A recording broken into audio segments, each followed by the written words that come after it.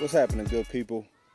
I want to welcome you to the first episode of 710 in Slickville. Appreciate you spending a little time with me today. We're going to hop right into it. I want to welcome a good friend of the show, Downtown Jason Brown. Thank you. I'm glad to be here, Slick.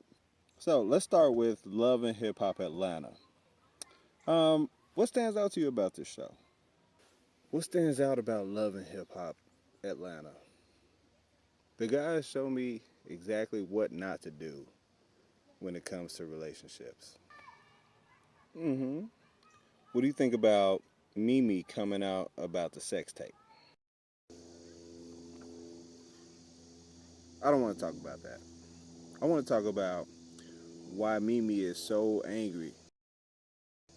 Like, she is the angriest person in the world. Okay, second angriest, right behind Kendrick Perkins. What is this we hear about a petition for Stevie J?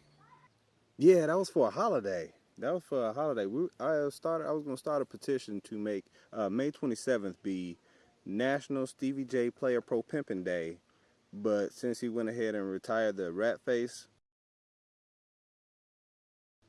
we go ahead and got rid of that. So just for good measure.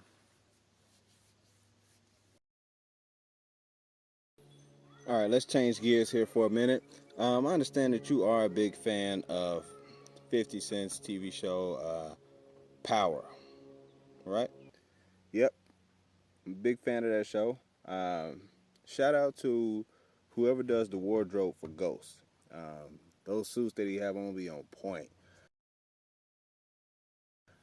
Since I've never seen him wear any of them more than once, and I'm pretty sure the ones that he do wear on the show aren't the first choices, you can go ahead and send those ones on down to your boy. Send them to me.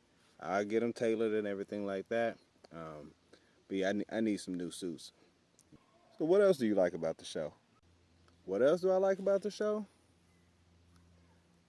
I like that he show a whole bunch of boobs in his shows. You know, I'm a fan of probably about 86% of the boobs that I've ever seen in my life, and so you get plenty of boobs in Power. My only problem, like I said, 86%. So we can probably go without seeing Tommy's girl's boobs ever again. A lot's been going on since 50 Cent's character Kanan got out of jail. How has his release changed the show for you? Outside of him clouding Tommy's judgment, he's been a terrible influence on Sean. Look, this fool, he got Sean out here trying to smash the homies. Like, I get if you trying to smash Lala, I get it. That's a win. But you can't smash Uncle G's wife. That's Aunt G right there. Fail. We talked about haves and have-nots before the show. So let me make sure I heard this right. You want some people off the show? Hell yeah, I want some people off that show. Because not everybody, just the people that get on my nerves. And so Veronica's husband, Jeffrey's daddy, he gets on my nerves. Dude is the sucker. He whack. And we need to figure out how to get him off the show.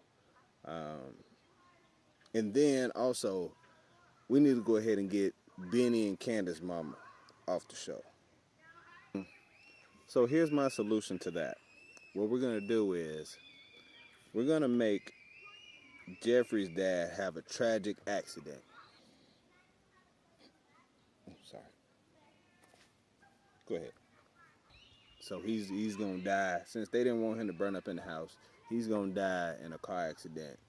And what's going to happen is Benny's mom, since she cries all the time, she's going to cry so much because she's so bent out of shape that she completely dehydrates herself and passes on up to the upper room. And 2 funerals, same show at the same time. Boom, problem solved. That's not it. I want to get rid of Mrs. Crier too. The mom get on my nerves. And so what I was thinking with her, instead of having anything tragic happen to her, I would suggest pulling the Fresh Prince switch.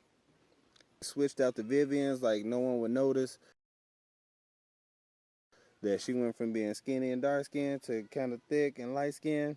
So let's go ahead and flip Mrs. Crier out for Nene Leaks. All right, so everybody has pet peeves. Tell me about this segment that you came up with about things that piss you off. So yeah, things that piss me off. Yeah, I can go into that. This is actually my last thing that pissed me off is when I try to let somebody cross the street, whether it's in a parking lot or something like that, and then these nerds walk slower than they were going before they knew you were waiting on them. Then you don't get your raggedy across the street. All right, there you have it. We want to thank Downtown Jason Brown for stopping through for us this week.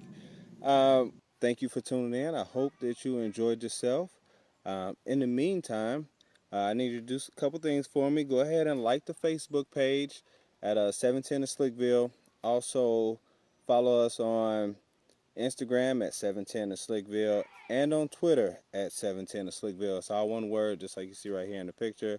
So until next time, people, be blessed and do something to make someone else smile.